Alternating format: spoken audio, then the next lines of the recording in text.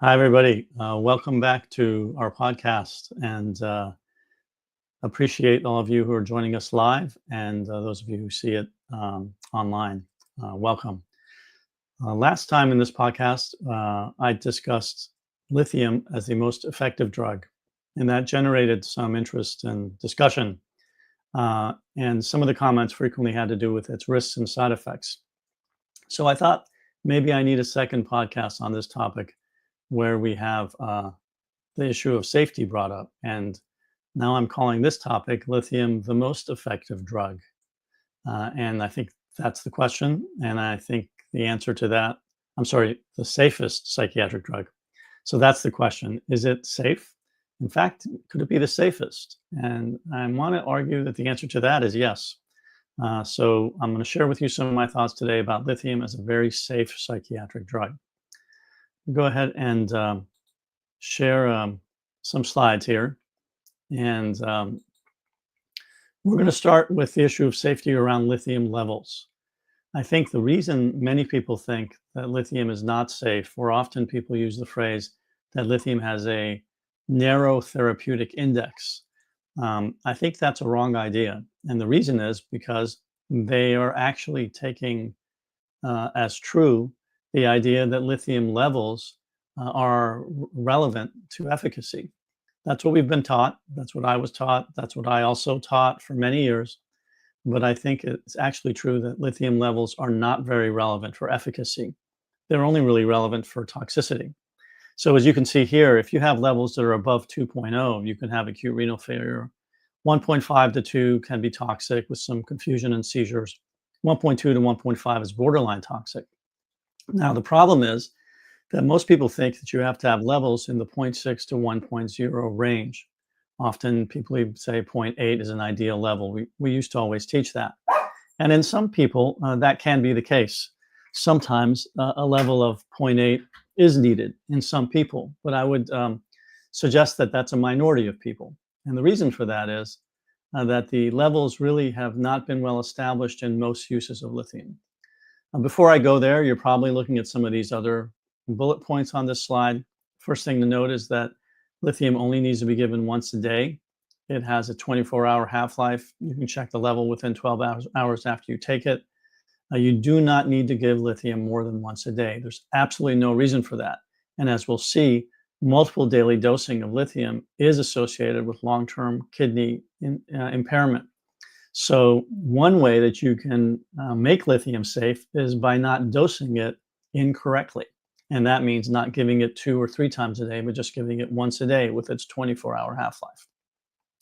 The other thing that you'll notice here is I say that blood levels less than 0.6 may be effective in mood temperaments, and blood levels less than 0.4 may be effective for dementia and suicide prevention, one could add here.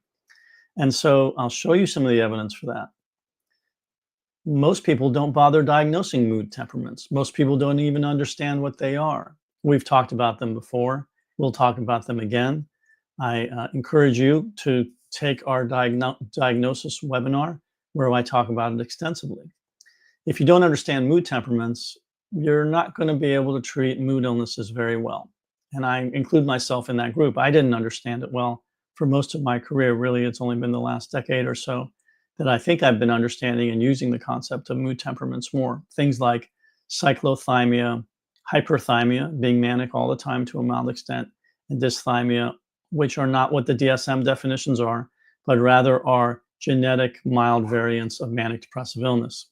There's some evidence that low levels of lithium and valproate are effective for cyclothymia, for instance, levels of around 0.4 for lithium and about 37 for valproate. So there's no proof that you have to have high levels of lithium, like 0.8, for cyclothymia or hyperthymia. There's no proof you have to have high levels of 0.8 or so for type 2 bipolar illness when you're treating the depressive episode in people who have had past hypomania. There's no evidence you have to have levels of 0.8. I think I might be disconnected. Apologies for Wi-Fi issues that might come up here. There's no evidence. Can you hear me okay, Helio? Send me a little comment. Okay. There's no evidence that you have to have levels of zero point 0.8. No evidence that you have to have levels of 0.8 for unipolar depression, for just depressive episodes. And that leaves you just mania. Really, the only place where there's some evidence you might need levels of 0.8 is for lithium monotherapy of acute mania. But nobody uses lithium in monotherapy for acute mania. People use antipsychotics for acute mania. Now, you might say, what about maintenance prevention for levels of 0.8 or above? There's one study in the US that supported that idea, but it compared levels of 0.8 to 1.0 versus 0.4 to 0.6.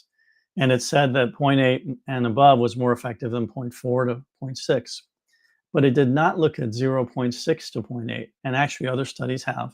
And they found that levels of 0.8 are not more effective than levels of 0.6 in prevention. And in European studies, levels of 0.5 have been shown to be equivalent to 0.6. So you can see how we keep nudging downwards.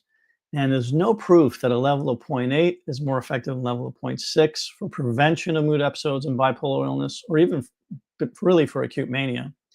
There's no evidence that 0.8 is better than 0.5. So really, you'd have to say, based on the studies, that somewhere in the level of 0.4 to 0.6 is effective. It's proven effective for all aspects of manic depressive illness. And only a minority of people who do not respond to those levels of 0.4 to 0.6 may need levels of 0.8. And they tend to be the ones with more severe mania, type 1 bipolar illness. So for the type 2 bipolars, which is the majority of your patients, and the cyclothymics and hyperthymics, if you start diagnosing them, which will be even more of your patients, or for suicide prevention, dementia prevention, which is even more people, you don't need to use levels of 0.8. You don't even need levels of 0.6 in most of those people. You'll do fine with levels of 0.4 or even below 0.4. And now this gets at the safety. If you're giving lithium at levels of 0.4 to 0.6 or less, you will not have hardly any kidney harm. You will not have hardly any long-term chronic insufficiency. You will have very little thyroid impairment. And you'll have really low side effects such as weight gain and cognitive impairment and all the other lists of symptoms that people can get with lithium. Yes, you'll get the occasional person with severe acne that just happens. You'll get the occasional person that just can't tolerate lithium because of diarrhea. That's common. But the vast majority of people will tolerate it with almost no side effects and with very little long-term harms at levels of 0.4 to 0.6 or less. Now, let me show you a little bit what some of that evidence is. Now, here's two studies I'm going to show you with kidney impairment. This is a study where they actually did pathological biopsy of the kidneys in people who'd been treated with lithium for more than 15 years in Sweden. And what they found is that 60% had no effect on their kidneys at all. So the idea that lithium harms the kidneys isn't true.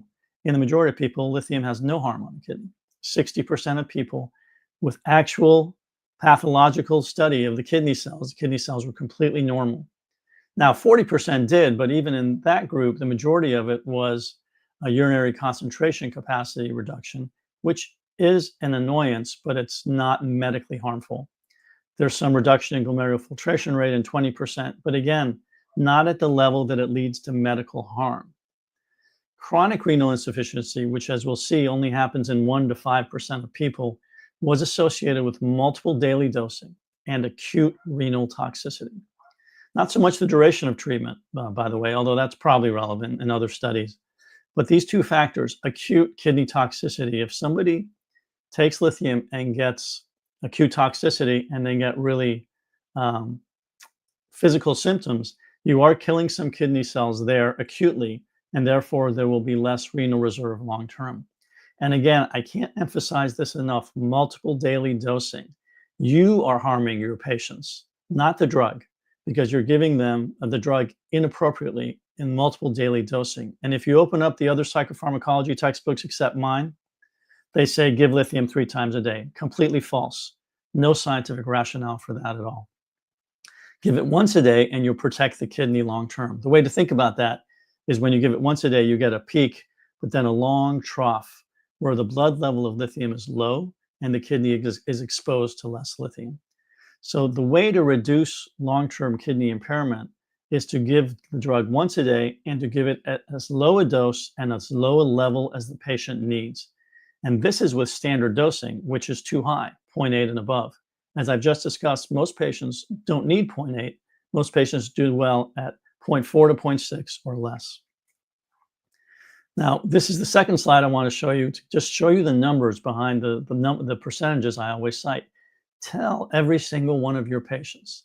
Let everybody know. Don't say lithium harms the kidney. Say lithium can harm the kidney in about 1% of people with about 20 years of treatment. And this is the number proven in this study. Actually, it was less than 1% who had end-stage renal disease, 0.5%. 17 people out of 3,000 treated with lithium. And it can go up to 5% if you limit it to the people who are on lithium for 10 years or longer. So the range you can give is 1 to 5% of people treated with lithium for 20 years can get chronic renal insufficiency. Now, what do I mean by chronic renal insufficiency? That means your creatinine is getting to above 2.0, to the levels that can lead to metabolic changes in the body where the kidneys aren't able to do their job of kind of keeping stable numbers for your sodium and your potassium and your magnesium and your other metabolic panel items. That's the job of the kidney. Now, for whoever you want to give credit to this, whether it's God or nature, we have been given 2 kidneys. We only need 1. That's why you have people giving away a kidney in a kidney transplant to a relative, and they live fine with only 1 kidney. That means 50% of their kidney cells are gone. So you could literally kill 50% of your kidney cells with lithium if you want to, even though it doesn't do that, and the patient will be fine. You have to kill 70, 80, 90% of your kidney cells before you get to the point where you have abnormal metabolic parameters, and then you might start thinking about dialysis. So it's not a problem, actually, even if a little bit of kidney harm happens, because you're giving away half your kidney. God and nature gave you 2, you only need 1. They gave you 100% more than you need. But what really happens over time, as you know, is the kidney nephrons gradually die over time. And the only issue is whether you have enough reserve so that by the time you're quite old, in your 80s, 90s, you still have enough kidney function to function fine. But people in their 80s, 90s are working with much less kidney function than a younger age, but it's completely normal, and there's no clinical harm to that. So that's one thing I want to mention. Also, the glomerular filtration rate, which is just a mathematical calculation from creatinine, can be misleading. It'll say patient has chronic kidney disease, CKD, stage 3. That doesn't mean anything. Chronic renal insufficiency means you have a creatinine usually above 2.0 with metabolic changes in the body. That's what's meaningful, not just the number of what the creatinine is. I've seen people, for instance, try to stop lithium when it goes from 1.2 to 1.5. That's crazy. 1.5 is still normal and there's no metabolic harm. It can go to 1.7 and 1.8. As long as the metabolics are fine, that's fine. Once it starts getting to 2 and above, yes, one should start worrying about it and start making changes if it starts heading towards 2, especially if there are metabolic changes as well. But even then, I've had patients that I've maintained on very small doses of lithium at creatinines of 2 and above. It's doable. You do have to decrease the lithium dose as the creatinine goes up. You may completely come off, but it's not an absolute necessity. It's not a yes or no that you have to absolutely come off just because the creatinine is going up in those numbers. So now this number of about 1% at 20 years of treatment, again, remember, is with multiple daily dosing of lithium at levels of 0.8 and above. If you give lithium at a level of 0.4, it's not 1% at 20 years, it's 1% at 40 years, or it's 0.5% at 20 years. And if you're taking it at age 40, 50, well, that's not going to be a real risk for you. If you're giving lithium at a level of 0.4 and dosing it once a day, it's not 1% at 40 years, it's probably 0.5% at 40 years. So even if you're giving it at age 20 or 30, that's not really a big risk. So any young person can take lithium at 300 to 600 milligrams, 450 milligrams, a level of 0.2, 0.3, 0.4 for for 40 or 50 years, and they have, based on these numbers, easily a 99% chance that they will have no long-term clinically relevant kidney harm. So these are the kinds of things you need to keep in mind. I have a comment here. What do you mean by metabolic harm in CKD with creatinine less than 2? That means your sodium, potassium, and magnesium are abnormal. If your sodium and potassium is normal and your creatinine is 1.5, you're perfectly fine. You're normal. And I don't care if the CKD says it's stage 2 or stage 3. That's just a mathematical number. It's not a new analysis. It's not a new level. It's just a mathematical manipulation of your creatinine level. Okay. So the next point I wanted to make, on my side, I'm not sure if I'm saying, can you let me know if you're seeing me or hearing me? Okay, I think I'm back. Next point I want to make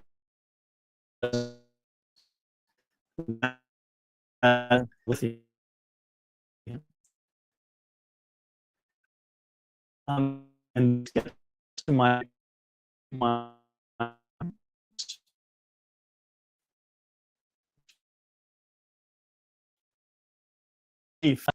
there is no minimal effective dose of lithium. You're not hearing me, Helio, right? Now you are hearing me. Okay. So there's no minimal effective dose of lithium. What do I mean by that?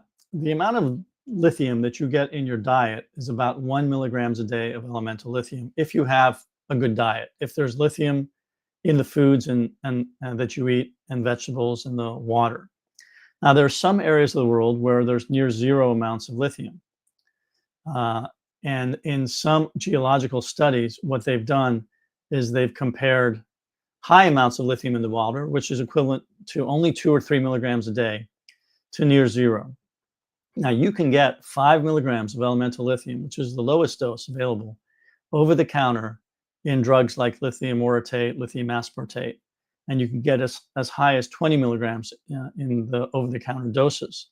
Now, that's equivalent to 25 milligrams of lithium carbonate for the 5 milligram elemental, to 100 milligrams of lithium carbonate for the 20 milligrams of elemental. Keep in mind that the doses of lithium carbonate that start being given at prescription levels at the lowest is 150 milligrams in the United States, but most places 300 milligrams. So with over-the-counter lithium, you start approximating the lowest dose of pharmacological lithium with the highest dose of over-the-counter lithium, the 20 milligrams elemental. But 5 milligrams of lithium elemental, again, is only 25 milligrams of lithium carbonate. That's 30, 40 times less than the standard doses we give people. So think of this. This is 40 times lower than all the studies I showed you. You have to divide all the risks by 40.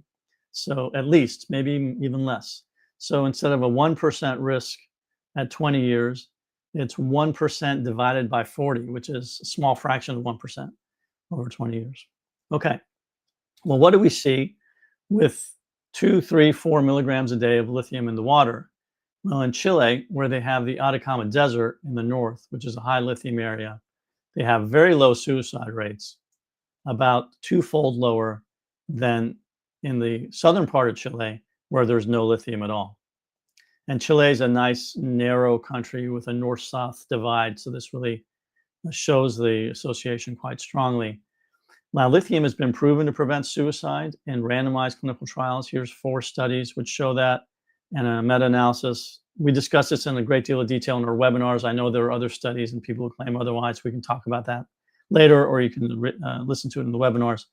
But the bottom line is, when there are patients who die by suicide in clinical trials, and there's a lithium comparison, it does not happen in the lithium group anywhere near as much as in the control groups, whether it's placebo or other drugs. And you cannot say the same for any other drug, including clozapine.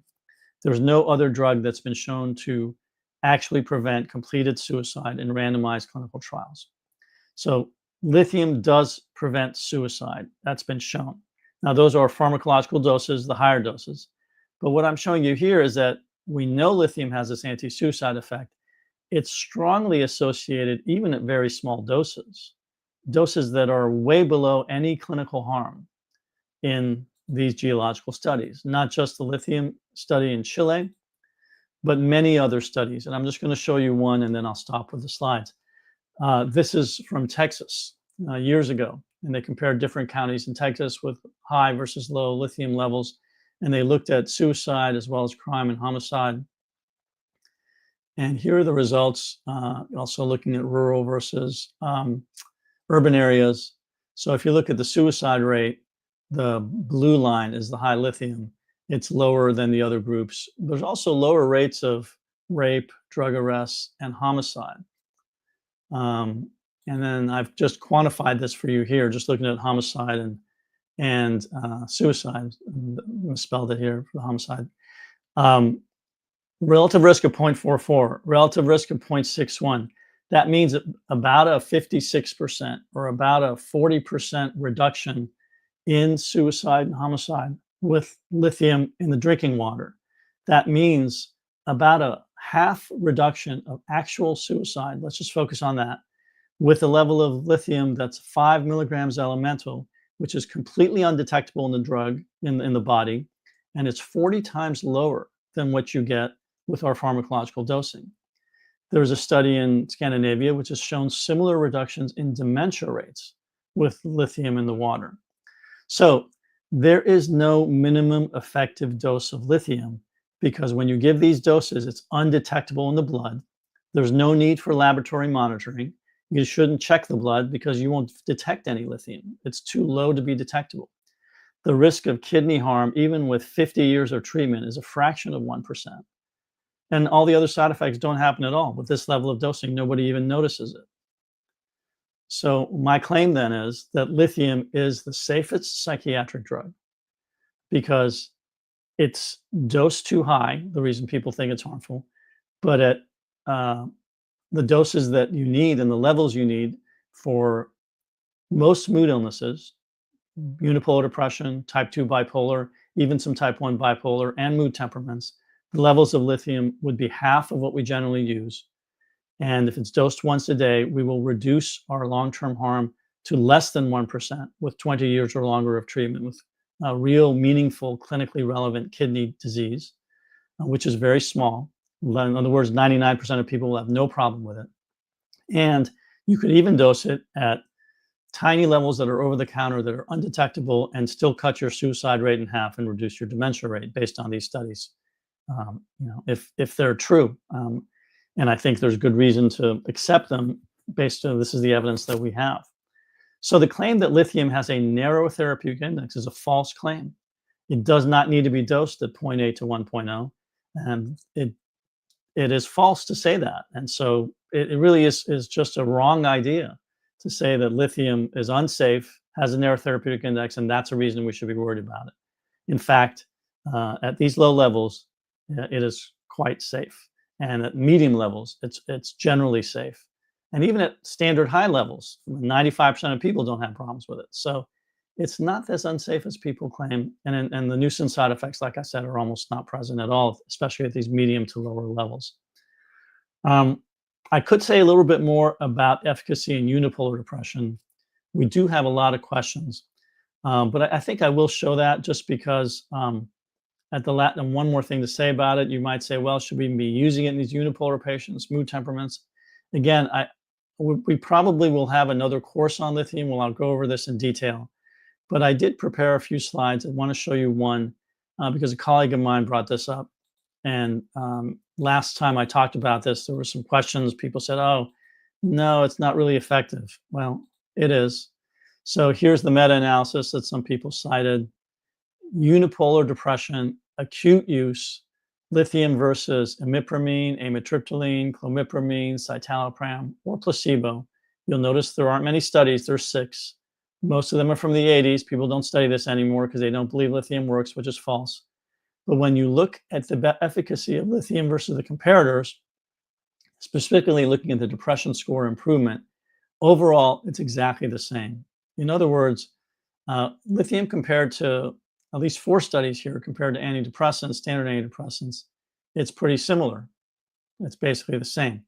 So it's not true that standard antidepressants have been shown to be more effective than lithium alone for the acute unipolar depressive episode. It's not true that that's the case. So the idea that lithium has to be an adjunct is not based on proof that it doesn't work by itself. Actually, it does work by itself when it's been looked at pretty similarly to the standard antidepressants. And that's for just the acute episode. Now, if you ask about prophylaxis, same study, same meta-analysis, there's about 6 or 7 studies, and the overall odds ratio is a 4-fold benefit with lithium for prevention of depressive episodes in unipolar depression. Yes, there are 1 or 2 studies that don't show benefit, but 4 of them do, and overall, there's a benefit. So, one of our colleagues cited the abstract and said, oh, it's uncertain if there is some benefit. Here's what they cited. This doesn't mean anything. Stop reading the abstracts, read the article. People put in the abstracts sometimes very conservative judgments, but when you look at the actual paper, you have a 4-fold improvement here. That's not uncertain at all. You have equal benefit. That's not uncertain at all. So, you just judge it based on the numbers, not what they tell you in the abstract. Stop reading the abstract. And I did want to show you one last thing. These are the numbers of studies done with lithium. Over 20 some studies. You see there's all these studies from the 70s, a lot back then, and the 80s. In the 70s, manic depressive illness was looked at as including people with unipolar depression. So many of these studies include patients with unipolar depression. And by and large, they show that lithium was effective in unipolar depression, better than placebo, and often and more usually equal to standard antidepressants, but definitely better than placebo. So it's been proven effective in unipolar depression, both in prevention and for acute depressive episodes. Like I said, we can get into this more in a future course, perhaps, and I do talk about it some in our current webinars. But I wanted to mention that as well to bring out the idea it is effective outside of bipolar illness, and none of these studies say you have to have a level of 0.8 to 1.0. There's no proof of that. The levels of 0.4 to 0.6 or lower, when they've been looked at, are as effective. And so there's no special reason we have to use these excessively high levels, which then gives people the excuse to say that it's unsafe. Okay, I'm going to stop here and start looking at the comments and questions. Thank you all for your attention. Okay, I'm going to just briefly go through the comments here. Patient is doing well, but there's acne. What should we do? That's a problem. When you have acne with lithium, it's hard to manage. Lower the dose and see if they need as much lithium as they're on. What you should do when patients are on high levels of lithium is to reduce the dose, forget the level, keep going down on the dose until and unless the patient has symptoms or some kind of relapse. And then just above that will be the minimum effective dose the patient needs. Lithium should be dosed to clinical effect, not to the blood level. Let me repeat that. Lithium should be dosed to clinical effect, not to the blood level. There's no good scientific evidence that the blood level of this or that is absolutely needed, as we've just reviewed. A couple of my colleagues who probably have either cyclothymic or hyperthymic temperament feel uncomfortable going to a psychiatrist and ask if taking 5 to 10 milligrams of lithium orotate could help. Thoughts? Probably not that low of a dose, but if they take 20 milligrams of lithium orotate, which is equivalent to 100 milligrams of lithium carbonate, and then maybe they'll need 2 or 3 doses a day, or 2 or 3 pills all at once. That could be enough. And I think you could try it. I think it probably would be enough. Lithium orotate's a little more potent than lithium carbonate, so even lower doses might be effective. Okay. What can I say about lithium in pregnancy and in lactation? In pregnancy, it has a small increased risk of Epstein's anomaly in the first trimester. There's no known harm with lithium in the second or third trimester. So one idea would be to go off before pregnancy if you're planning it for the first trimester, and then resume it before delivery. In lactation, it definitely gets in the breast milk, not ideal for lactation. I think that's probably more of a risk. You can pump and dump as well.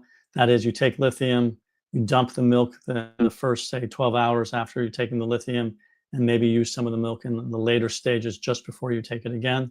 You could even reduce your lithium dose to every other day instead of every day, potentially, to see if that would work. I've developed breathlessness and exercise intolerance on lithium. Thyroid or cardiac effects? Yes, it can have both. If hypothyroidism, does levothyroxine usually help without destabilizing mood?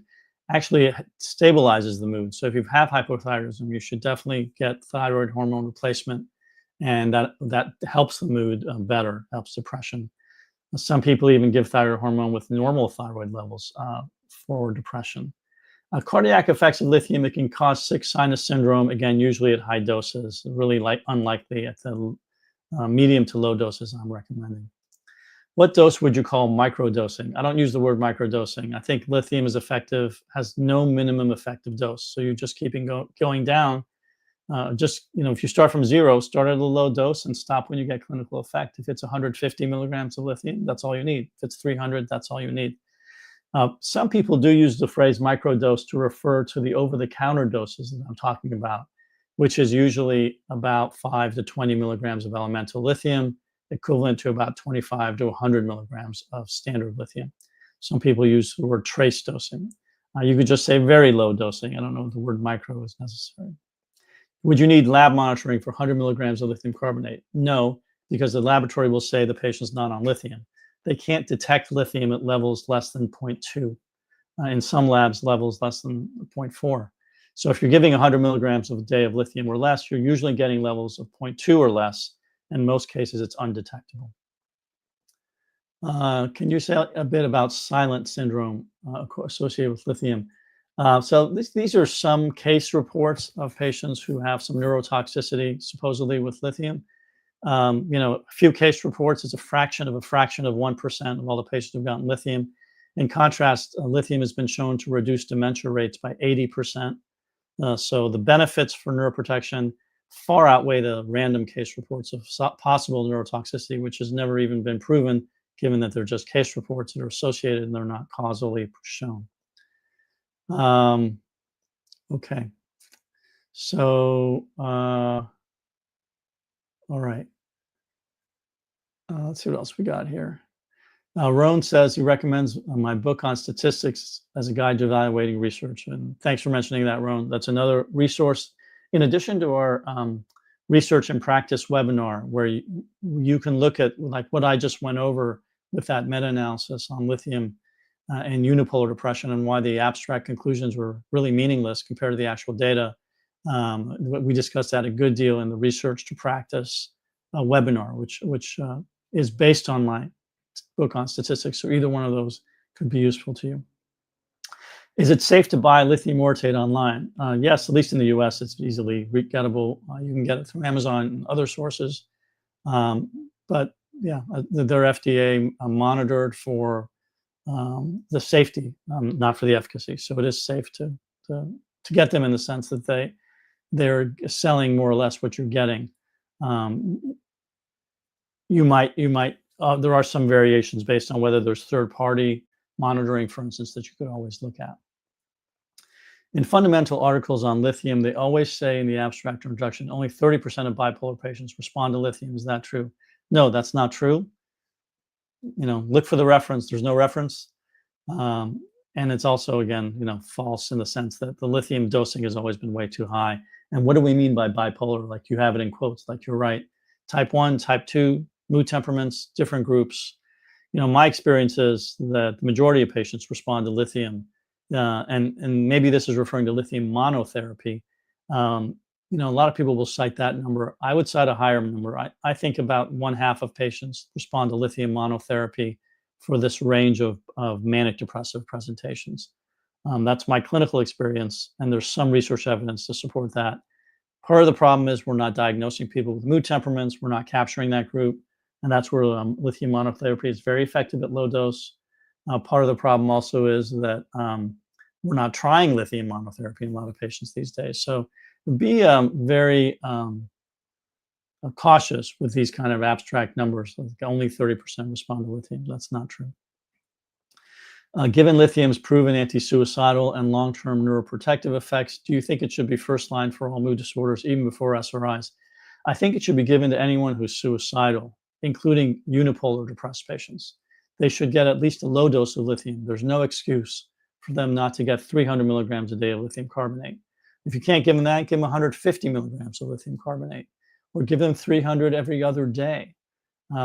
There's no side effects they're going to have with that in the vast majority of cases. Like I said, I get the occasional patient with diarrhea with that, but most people don't.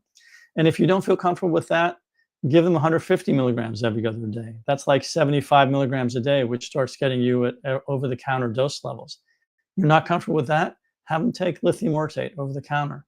I think there's no excuse not to take some lithium for someone who has suicidality, especially if they've made any serious suicide attempts.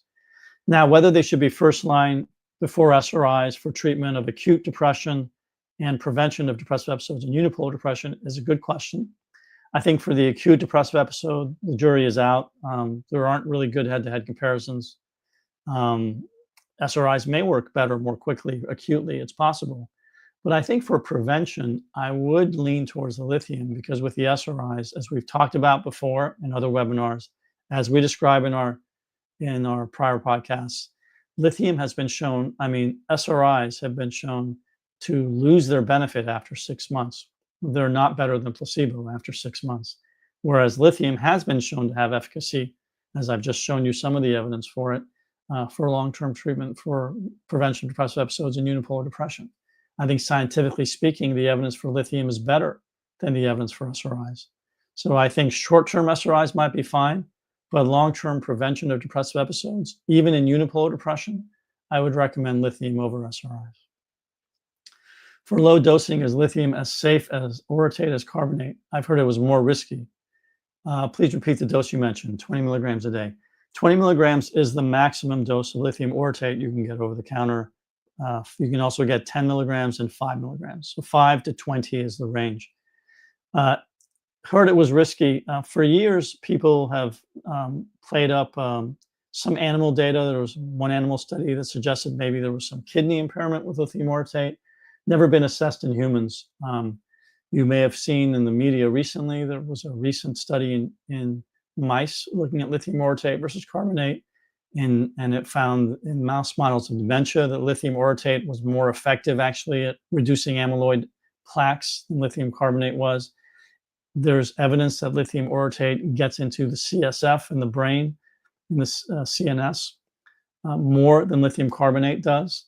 So this would all suggest that lithium orotate actually is probably safer than lithium carbonate, though most of those studies are in animals and human studies are limited. But I think the claim that it's harmful based on those animal studies kind of ignores other animal studies that show that it's safer. So I don't think it's fair to say lithium orotate is more harmful than lithium carbonate. It might be the reverse, in fact. What do you do if you get nausea after taking lithium in the morning? That usually happens on an empty stomach. Lithium, especially if taken in the morning, should be taken after breakfast or on a full stomach. Usually, I recommend that it be taken at night anyway. Fear mongering is so commonly promulgated to the point where it feels like an excuse not to prescribe it. I agree. I was going to say another thing my old mentor Fred Goodwin used to sometimes say was that you should not avoid lithium unless you have a reason to prescribe it. You should give lithium unless you have a reason not to prescribe it. And I think that's the right attitude. We shouldn't be saying, oh, I want to avoid lithium at all costs. Worst case scenario, in this case, I might give it. No, you should be saying, here we have the most effective and safe psychiatric treatment. By the way, it's not even safe, right to say drug, because it's not a drug. It's a natural natural element that was created at the Big Bang, at the creation of the universe. It was not man-made. It's not a drug. A drug is a molecule that human beings create in the laboratory. Lithium was created by God or nature, whoever you want to give credit to for it. So it's the most effective treatment, biological treatment in psychiatry. And as we've discussed today, at the appropriate dosing, it's the safest. So you should have a reason not to give lithium, not a reason to give it. And I think the fear-mongering is based on a certain amount of ignorance, to be honest, and that's why people are afraid to give it. But ignorance is easily solvable. You just need knowledge. We're giving that knowledge here. You should share this knowledge with others, and hopefully that will convince people. In pregnant women with depression after their first trimester, what would be your first choice, SRIs or lithium? You probably could go either way. They're both safe once you get into the second or third trimesters. Um, for a patient on 100 milligrams a day of lithium carbonate, would you want to be checking TSH and creatinine like on higher doses? You do not have to obsess about it, but you should check it. So what I do is, as I've said before, that generated a little controversy.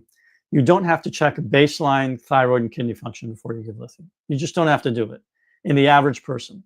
Most people are not destitute and homeless. Most people have doctors. They go to their doctors, and once a year they get standard laboratory tests, which always include kidney function and usually include thyroid function.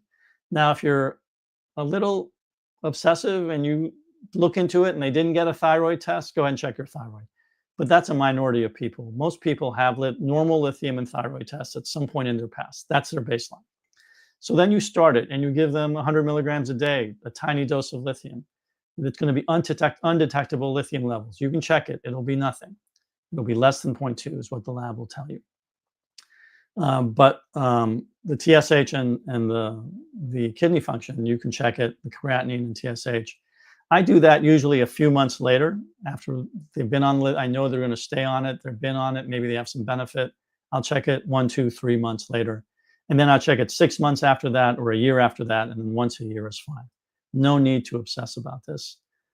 The creatinine will not change on 100 milligrams a day. The thyroid function possibly can be affected, but even there we don't really have enough evidence to know how much. Is lithium useful in depressive mixed episodes? I think it is, but it's not been studied. We don't have any clinical data, but I do use it there, and I think it is. Do you ever use lithium for borderline patients? No, I don't like to use anything for borderline patients, any drugs. You might say, well, it might help their suicidality. That's actually been looked at in the randomized trials. Lithium was effective in completion of suicide prevention, but it did not reduce parasuicidal attempts, suicide attempts that were judged to be non-fatal or non-lethal in nature. So I think it's an open question whether in borderline personality it should be used that way. Probably not. On the other hand, be very careful because so many patients with borderline personality are misdiagnosed and actually have bipolar illness. If they're making lethal suicide attempts, real risky suicide attempts, then I think it's reasonable to give them lithium. They may, in fact, also have type 2 bipolar illness or type 1 bipolar illness and just be misdiagnosed. But in other cases, it doesn't harm them to give them 150, 300 milligrams of lithium or less. It's better to do that, maybe save their lives, rather than not do it based on misplaced concern about safety, which is actually wrong. How can you notice the lithium dose might be too high from a clinical point of view? It's too high from an efficacy point of view because if you're dosing 0.8 and you're not waiting, you're not giving the patient a chance to respond at lower doses. Go low, go slow. I start at 300 milligrams, go to 450 after a while. Stop if they get better, go to 600 after a while. Stop if they get better, go to 750 after a while. Stop if they get better, and then maybe I go to 900 in a small minority of my patients now.